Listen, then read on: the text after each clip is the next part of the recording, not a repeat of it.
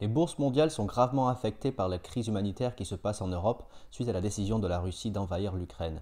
Bien qu'il ne soit jamais agréable de parler d'investissement ni d'argent lorsqu'il se déroule des drames humanitaires aussi importants, vu que je travaille dans le monde de la finance, j'ai beaucoup de clients qui me posent les questions suivantes. Comment réagir face à de tels bouleversements sur les marchés mondiaux? À mon avis, voici quelles seront les conséquences à court, moyen et long terme de cette invasion et ce qu'il faut faire pour s'adapter et quelle stratégie adopter face à cette crise. Alors malheureusement, et ça ne fait pas plaisir de le dire, mais les guerres et les conflits régionaux sont des événements qui ont lieu régulièrement. Depuis 1990, on compte plus de 75 conflits mondiaux et régionaux qui ont éclaté à travers le monde. Le monde est toujours choqué lorsqu'un nouveau conflit émerge et logiquement, à court terme, les bourses s'effondrent de peur qu'il puisse se venir le pire. Comme on aurait pu s'y attendre, la majorité des grandes places boursières mondiales ont fortement chuté suite à l'annonce de l'invasion de l'Ukraine par la Russie.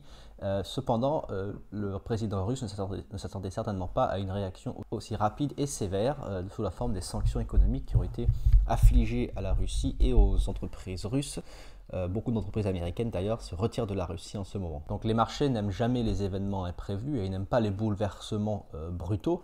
C'est pourquoi les bourses donc réagissent négativement à toutes les informations qui sortent en ce moment. Les investisseurs mondiaux attendent donc une amélioration de la situation, ce qui pourrait permettre justement de stabiliser un peu les bourses mondiales. Jusqu'à ce que ce moment-là, l'incertitude et la volatilité vont caractériser les marchés. Donc attendez-vous à beaucoup de turbulences dans les semaines et potentiellement même les mois à venir, tant qu'il n'y aura pas de résolution de cette crise. Alors les sanctions du monde occidental à l'encontre de la Russie ont bien évidemment des conséquences graves sur l'économie, sur les chaînes d'approvisionnement et sur le prix notamment des matières premières qui explosent ces derniers temps. Par exemple, le prix du baril de pétrole à l'heure où j'enregistre cette vidéo avoisine les 110 $, ce qui est le plus haut depuis 2014. Et certains analystes pensent même que la situation va s'aggraver et que le prix du baril pourrait atteindre 185 voire même 200 $, ce qui aurait des effets catastrophiques pour les gens qui ont des voitures qui roulent à l'essence. Ce qui veut dire qu'à court et moyen terme, il faut s'attendre à une accélération des tendances inflationnistes qu'on vit, qui est très mauvais pour les ménages et les consommateurs, puisque le pouvoir d'achat va continuer de dégringoler à une vitesse rapide. On peut voir par exemple le prix des matières premières suivantes, comment ils ont évolué au cours de la dernière année. Vous allez voir que les augmentations sont assez choquantes. Le gaz naturel a augmenté de 70% par rapport à l'année dernière. Le charbon a augmenté de 357%. Les prix de l'uranium sont en hausse de 80%. L'aluminium a augmenté de 67%. Et on pourrait continuer ainsi et montrer l'augmentation de pratiquement toutes les matières premières. Ce sont des augmentations extrêmement préoccupante en ce qui concerne le pouvoir d'achat des ménages. Alors que faire face à ces tendances inflationnistes? En termes d'investissement, il vaut mieux investir dans des entreprises qui peuvent répercuter l'augmentation de ces prix sur les consommateurs sans perdre de vente. Pensez donc à toutes les grosses entreprises qui sont leaders de leur industrie, notamment par exemple le secteur alimentaire. Ce sont toujours des entreprises qui auront des bonnes performances, peu importe le contexte économique et social. Donc par exemple, ce genre d'entreprise peut être intéressante à investir pour ceux qui souhaitent profiter, on va dire, pour utiliser un terme cynique, de cette situation actuelle. Bien qu'il y ait beaucoup de turbulences à court terme, il faut quand même garder à l'esprit qu'on a affaire à un conflit donc régional qui est certes d'une grande ampleur et qui pourra avoir des conséquences graves, mais ça reste quand même un conflit régional qui implique deux pays qui finalement, en termes d'impact sur les bourses mondiales, ce sera relativement mineur. Puisque beaucoup des grosses entreprises américaines qui dominent l'économie mondiale n'ont qu'une très faible exposition à la Russie en réalité. Par exemple, Apple, la Russie représente peut-être 1 ou 2% de ses ventes.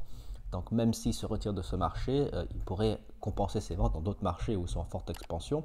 Donc finalement, oui, les bourses réagissent mal à court terme parce qu'il y a de la turbulence et de l'incertitude, mais lorsque les marchés vont revenir à la raison et qu'on espère la situation va s'améliorer, il se pourrait que les bourses se stabilisent de ce fait.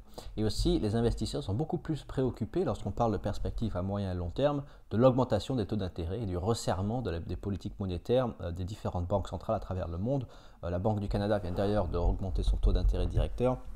La Réserve fédérale américaine va probablement faire de même. Jérôme Powell a indiqué qu'il y aura une augmentation de 0,25 points de pourcentage des taux directeurs, ce qui est une augmentation très faible, puisque la Réserve fédérale craint donc, dans le contexte actuel, une grave récession si les taux d'intérêt augmentaient de manière trop brutale. Rappelons-nous qu'une augmentation des taux d'intérêt signifie que le crédit devient plus cher, donc les entreprises ont plus de mal à emprunter pour investir. Les ménages également ne peuvent plus emprunter, ou en tout cas vont moins emprunter pour financer des achats tels que les maisons. Donc c'est pourquoi l'augmentation des taux d'intérêt est un facteur déterminant pour l'économie mondiale dans les mois et les années à venir. Et donc, d'un point de vue, lorsqu'on adopte un point de vue plus long, ce sont les taux d'intérêt qui vont dominer le débat économique et financier. Et enfin, malgré le fait que la situation géopolitique soit extrêmement instable et qu'il y ait le menace en arrière-plan d'une guerre nucléaire, ce qui serait catastrophique pour tout le monde, les économies quand même occidentales vont mieux se porter au cours de l'année à venir, puisqu'il y a la levée des restrictions sanitaires et un certain retour à la normalité, ce qui signifie que les entreprises vont pouvoir générer plus de ventes. Donc normalement, les gens vont commencer à repartir en vacances, à reconsommer, à reprendre un peu confiance en l'avenir, et cela aura pour conséquence de générer de l'activité économique. Alors, bien qu'on ait dit cela, le retour des fondamentaux va devenir primordial pour les investisseurs, c'est-à-dire que toutes les actions spéculatives qui ont flambé au cours des 2 dernières années, avec les politiques monétaires extrêmement expansionnistes, tout cela risque peut-être de s'arrêter, et on voit déjà que beaucoup d'actions de la technologie qui étaient en forte croissance l'année dernière et au cours des 2 dernières années, l'évaluation retombe sur terre, les prix des actions ont été divisés par 2, par 3, par 4 dans certains cas. Beaucoup d'entreprises sont à moins 40, moins 50% par rapport à leur pic qui a été atteint récemment. Tout cela parce que, vu l'augmentation des taux d'intérêt, vu l'instabilité mondiale, les investisseurs cherchent la sécurité. Et donc, vers quoi vont-ils se tourner? Vers des actifs plus solides. On voit que le rendement des obligations commence à augmenter, donc les investisseurs préfèrent obtenir des rendements sécurisés dans les obligations plutôt que d'investir dans des actions spéculatives, et cela va avoir pour conséquence finalement d'avoir un essoufflement des marchés financiers au cours de l'année, des 2 ou 3 prochaines années à venir, si le contexte économique reste délicat, une inflation importante, des taux d'intérêt qui augmentent. Le pire que les investisseurs craignent, c'est donc la stagflation, cette situation où il y aurait une inflation très forte et une activité économique en berne, et cela aurait pour conséquence finalement que l'économie ne pourrait pas absorber cette augmentation des prix, et cela serait catastrophique pour tout le monde.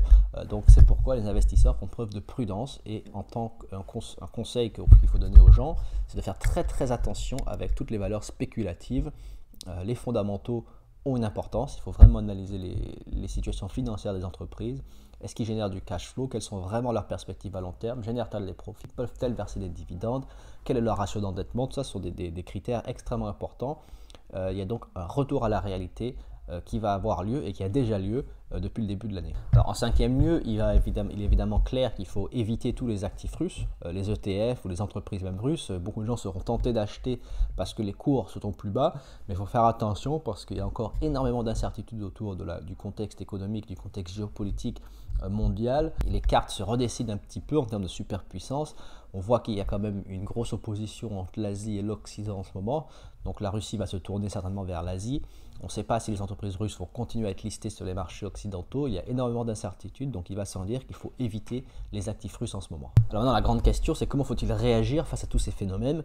Eh bien, comme d'habitude, en fait, il ne faut rien faire d'exceptionnel. Il ne faut pas changer de stratégie de tout au tout. Il faut maintenir son cap. Si on investit dans des bons actifs bien solides, donc des bons ETF qui traquent le S&P 500, le Nasdaq, ou des bons fonds d'investissement, des fonds SICAV par exemple, qui sont bien gérés, il n'y a pas raison de paniquer. Certes, il y aura beaucoup de turbulences au cours de l'année à venir. On a affaire à un contexte incertain. On est peut-être dans un bear market. Donc, il est possible que les bourses ne vont pas connaître de forte croissance au cours des années à venir. Donc, c'est pourquoi beaucoup d'investisseurs vont se retourner vers les actions à dividendes qui ont tendance en général à surperformer en période de crise et de récession.